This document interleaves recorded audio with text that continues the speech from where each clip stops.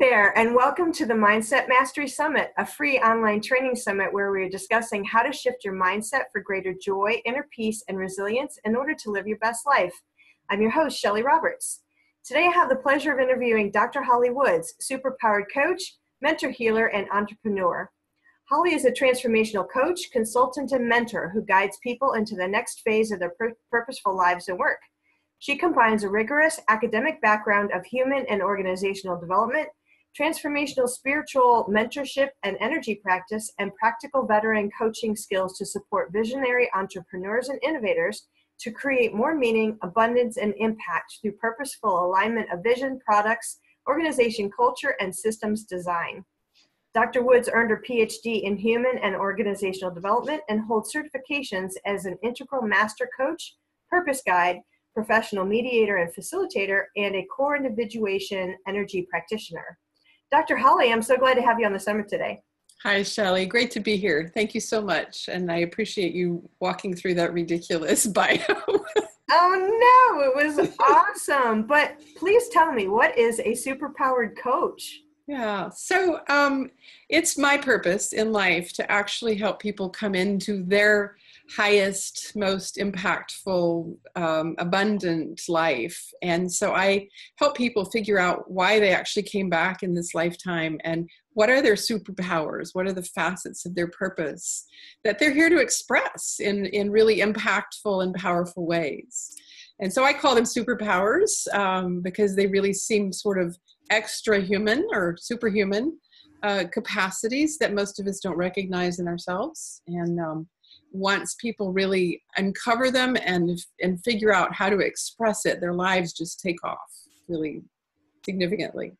Oh, so that is the key to the epic life that you mentioned. Yeah, it is. So what how do you discover those? I mean, if they're part of our own individual blind spots, how do you expose them? There are a lot of modalities and methods I use. Some of it is direct soul communication. So we do meditations and visualizations to really tap into what your soul is wanting you to do, and looking at your higher self and future self, that kind of thing. I also do exercises where you're looking at the history of your life, your life story and your arc, and look for the whispers of your soul. How has your soul actually been attempting to express itself in this lifetime? And that looks both like the passions and curiosities and experimentation and the ways you've been expressing. And it also looks like the heartaches and the challenges and the failures. And so we're looking at all of that myriad of expression of you in your lifetime. And among a number of other things, including having people tell you what you do that you don't know that you're doing, that you always do. There are a lot of ways, and I'm a scientist by training, so I bring that background and what I call multimodal reflection. We look at all of those pieces like a multifaceted gem. You take a diamond and you can see the many directions into it, and we pull out the threads and come to some really clear understanding of why you came back. Oh, that's amazing. So when you realize and connect in with your superpowers, what tends to result from that? So when you start to get a glimpse of it, I mean, generally it kind of comes in phases. You get an initial thread and you're like, oh my God, I've been doing that my whole life. I can't believe that's it. And everything becomes evident as to why either you couldn't express it or why you went down certain pathways or why you had this relationship or why you had that job, and everything starts to make total sense in your life. So the belief that I'm actually a victim to my life or that things happened that weren't supposed to happen or I made wrong decisions or bad decisions kind of all goes away because you start to really get a sense of the rich story that you've created in this life that you've generated, basically. And as you come into clearer and clearer, nuanced understanding about it, then synchronicity starts to occur, and you start to actually slip into flow, the state of flow, which I call slipstream, because it feels like the currents. You're in a current in the ocean and you just start flowing with it, and life comes along beside you and says, oh, here's this delicious thing that I should include in my life now. It's fascinating, the magic of entering the slipstream when you've begun to let go of all the ways that all the things that keep you from being in that slipstream. So not only do you need to find the nuanced version of you, but you always also have to relinquish all the stuff that really isn't you, that's, the misconceptions and limited beliefs we have about ourselves. Yeah, is it all misconceptions and limited beliefs, or is there more that can block us from realizing or connecting? Well, we also get distracted. We engage in things that are both distractions because they're fun, and most of us tend to think that we came back to this life in order to have just fun, or many of us do. We also engage in activities that cause us to be in denial about why we're here. So we may actually know something about ourselves, but it feels too big and beyond our own conception of what we can imagine for our lives. So we shut it down and use methods to make ourselves smaller than we are. So there are quite a few ways that we shut ourselves down and really can't even imagine how big we are. So the courage comes with the confidence of once you've made that connection and accepted that there's greatness within, and it's okay to express it. Yeah. So that's a great question. One of the initial pieces in the early work that I do with people when they're coming into some understanding of their nuanced expression is I help them claim it. And we do that partly because you get to see the life story and how you've actually already been living this to some extent, and it's already present in your life, and you're actually already doing this thing. So why don't we bring it in a little bit bigger ways? And most people don't actually have the experience of what it's like to feel the gift. So I help people also begin to bless themselves with their purposeful gift or their superpower. And in that, they begin to actually feel the greatness, the magnificence, the transformational capacity that's available in that gift. And then they can turn it outward and influence other people in a greater way. So what happens with clients who are spending way too much time living in their head and need to get out of that mode in order to get into the slipstream in some way? How do you help them to transition? Yeah, great idea. Great question. I do a lot of deep work related to brain waves and developing neuroplastic capacity. So really do a lot of mindset work. I also do a lot of embodiment work. I'm also trained as a somatic experiencing professional. So if someone is really more in their cognitive capacity, we do a lot of embodiment. So bringing them into a somatic awareness of their feelings and experience in life. It really varies by person. So it's really whatever the person needs is what they get. Yeah, no, that's awesome. They tailor to their specific, whatever's holding them back. Yeah, when I'm working one-on-one with people anyway, that's how it goes. And in a workshop or a course, obviously we do a number of things that are sort of collective. Yeah. Oh, that's awesome. So what, so the critical key is going to vary by person, because you're bringing in kind of their own experiences and their background and their each own expression. So there's no one size fits all. It doesn't sound like. Some of the most critical steps it isn't one size fits all, and there are some things that I can say apply to most people, and primarily most of us can't see our unlimited possibility. Virtually everyone sees themselves in a much more limited way than we really are. So we come in and these truly magnificent beings with, super capacities, extra human capacities that get shut down. I call it amniotic amnesia. We forget who we are when we come out the birth canal, and we come out like, where am I and what am I doing here? And I've completely forgotten all of the capacities that I had before I arrived. And because of the circumstances of our life, usually, and in rare circumstances, especially in young people who were born in the last couple decades, there is a greater awareness of the capacities because they were often born to parents who know about those things. So they weren't limited in the same way that some of us were.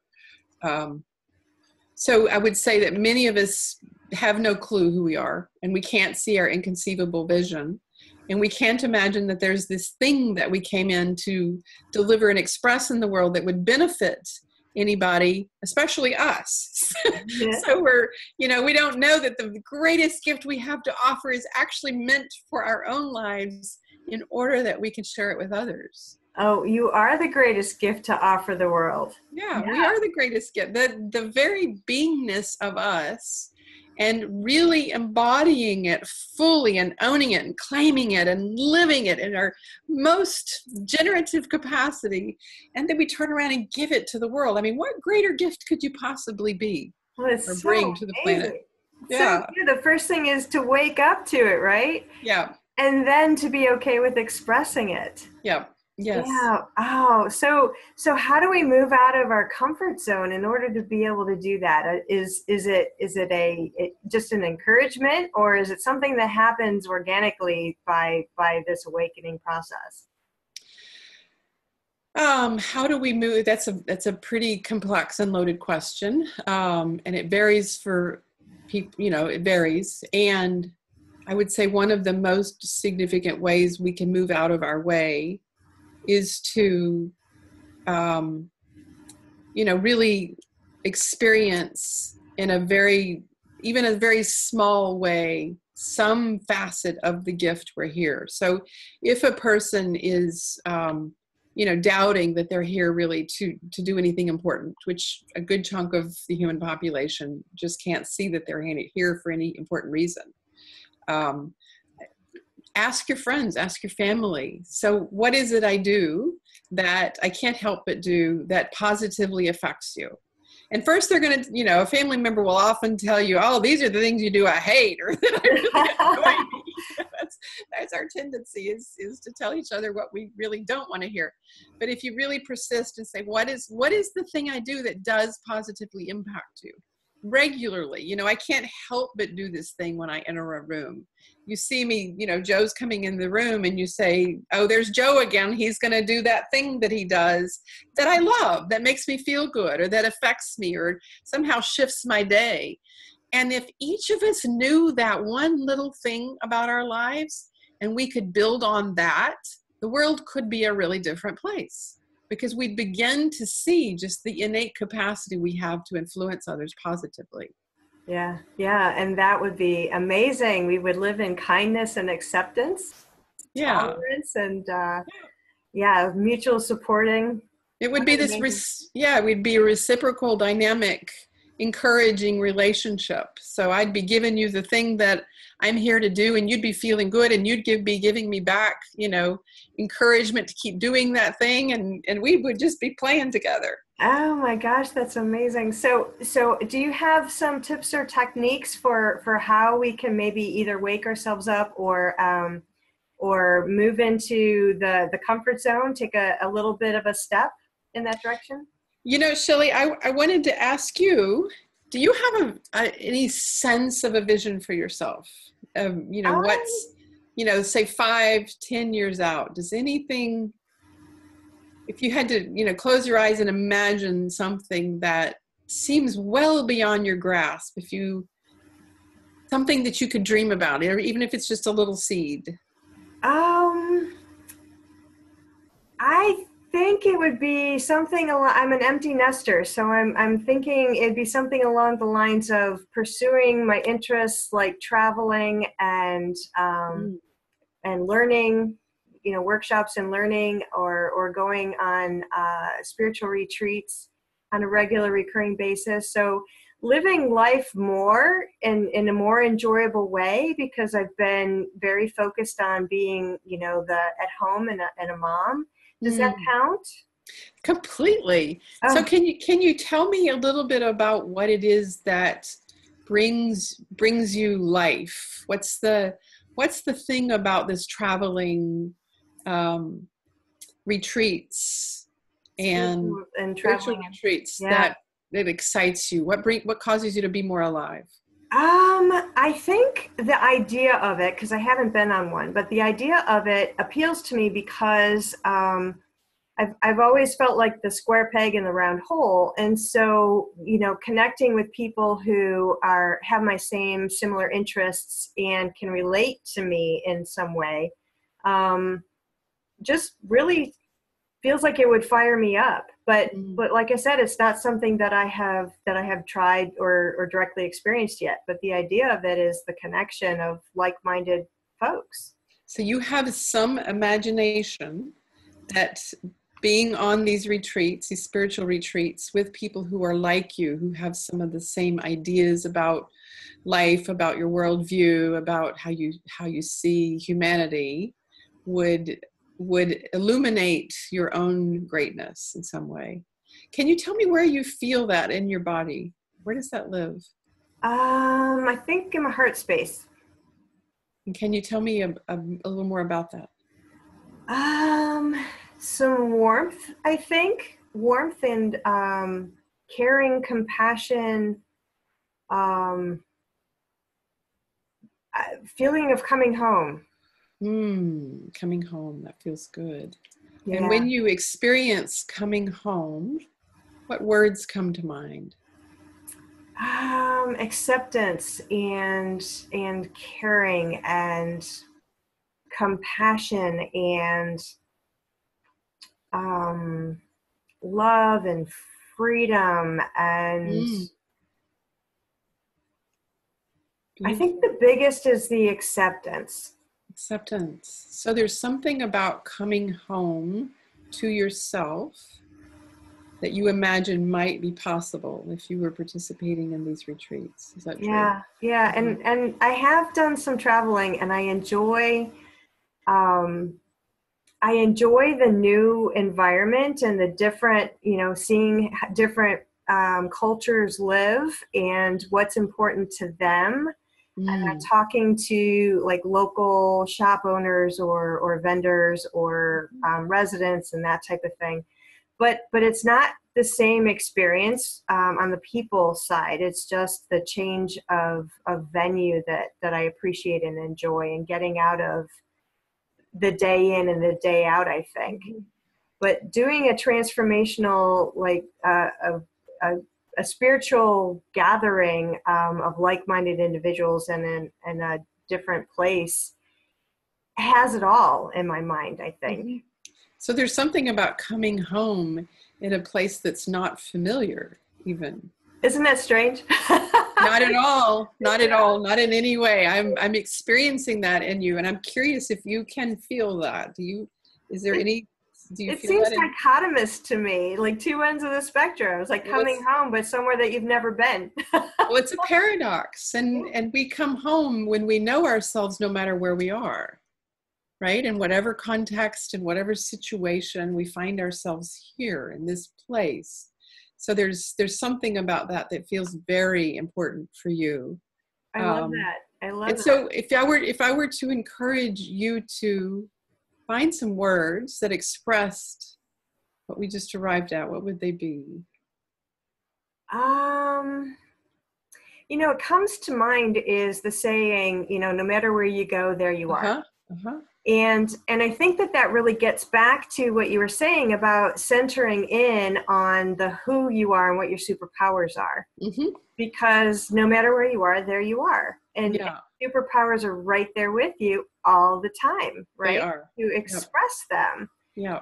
So I think I need to find that core, that center, that superpower, and live from that place. And maybe I'm still hunting for that. I don't know.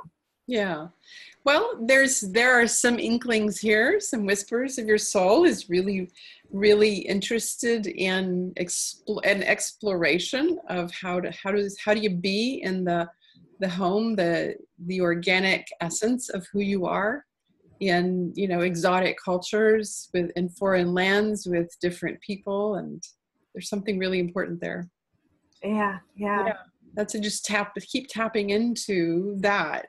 Take it into your dreams, journal about it, just really explore it. Yeah, absolutely. Yeah. I think that the travel experiences that I had have been wonderful, but they've been wonderful because I went with people that I care about, and the family members and that type of thing. And exploring together as a memory and a life experience that I can share and enjoy together. And, summits, you don't necessarily know the people that your retreats or whatever, or spiritual events like that. You don't necessarily know the people that you're going to be there with. You don't know what you're getting into necessarily. So it intrigues me. It intrigues me. Juicy and exciting. Yes. You just got all alive there. Clearly, I need to try one.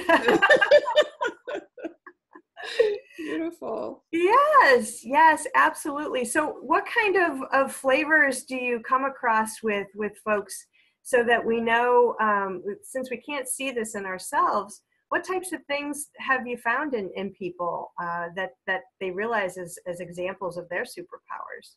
Oh my gosh. That's I mean, everything under the sun. I can tell you about some of my most recent clients, and their superpower is different than from how it's expressed in the world. But usually your purpose and its superpower wants to be expressed in a particular way at any point in time. So in any lifetime, you might have multiple expressions of your purpose and your superpowers, and as I have in my 19 careers. So, I have a client right now who was at one point a professional professional athlete. Then she became a professional coach to young athletes who had aspirations of being pros. And then she decided that was just so not her interest. And she went off to become a photographer and has a photography business. Then she became a parent. And she's just so frustrated, because like all these many things, and I have no idea what I'm here to do, but she has this deep, deep longing that she knows there's something really important. And most people I work with have this knowing that, like, I know I'm here to do something really important, and I'd really like to get on it before it's too late. And so what emerged fairly quickly is that some facet of not only her childhood wounding, which was pretty significant, but also each of those experiences created this beautiful, multifaceted expression of her being a person who's going to help young people come into their own expression in life, because she's been very committed, and a coach and a parent who's helped her own two children become much more fully expressed, in their soul purpose.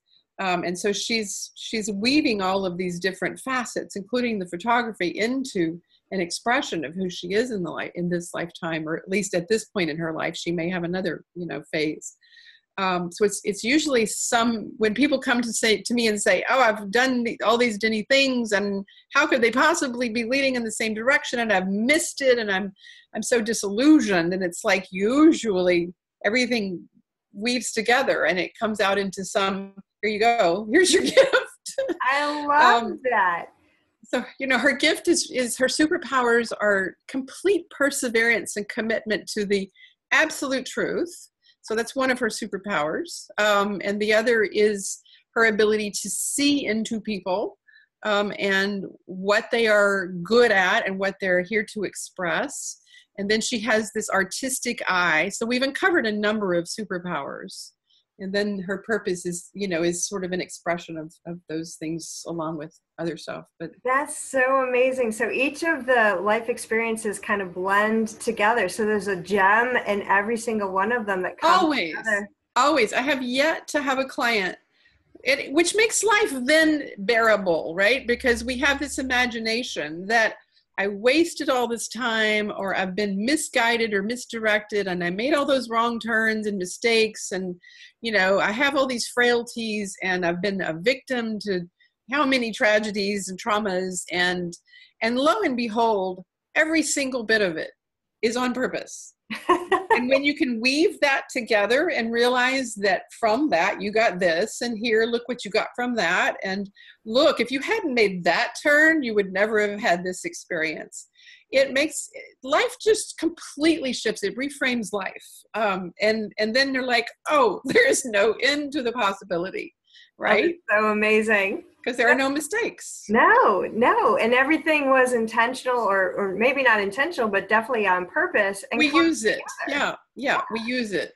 And sometimes we make, if there's a cosmic order, which I don't necessarily believe in, and we make a wrong turn, like we figure out how to use that too. It's, it may be salami instead of prime rib, or, if you're a vegan, that wasn't a good metaphor, but. But the point remains. I mean, there's no mistakes. It's just the choices that you make lead you on a path, and everything's an opportunity. Everything is and learning and growing, right? Yeah. Oh my gosh, that's just so amazing. So the epic life is reframing maybe all of those experiences that weren't so great, but taking the gems out of them and learning from them and employing them to become more epic in your life. Absolutely. And once you start doing that and realize, okay, there are no mistakes, I didn't make any wrong turns, and everything is usable, well, what is possible from here? Truly. And then you start to imagine that thing that you have a seed that wants to be birthed can actually come into fruition. Oh, and then the thing beyond that. So your vision expands over time, and you realize I can make happen a whole lot more than I ever imagined in life. Oh, that's so inspiring. That is so inspiring. And that is a great place to ask you, what is the free gift that you are providing to the audience? Great. Thank you, Shelli. So I'm giving away, it's an e-guide. It's called 10 Sure Strategies to Live into Your Superpowers. And it's sort of 10 of the basic principles that I help people master in the work that I do with them to support the deep inquiry into who you are now and who you really can be in a more superpowered way. And then I'm also giving a free 30-minute Discover Your Superpower session, just to come explore with me what your superpowers might be, and how you may be keeping yourself from living into that. Oh my God, I love that. I'll be taking you up on that for sure. And Right. I strongly encourage the audience to do so as well. The link will be at the bottom of the video, so definitely be sure to check it out. And Holly, thank you so much for joining us on the summit today. You're welcome, Shelli. Thank you so much for having me. Appreciate Really it. loved having you. Great. Thanks, and to our audience, look for the interviews in your inbox again, and we'll see you soon on the Mindset Mastery Summit.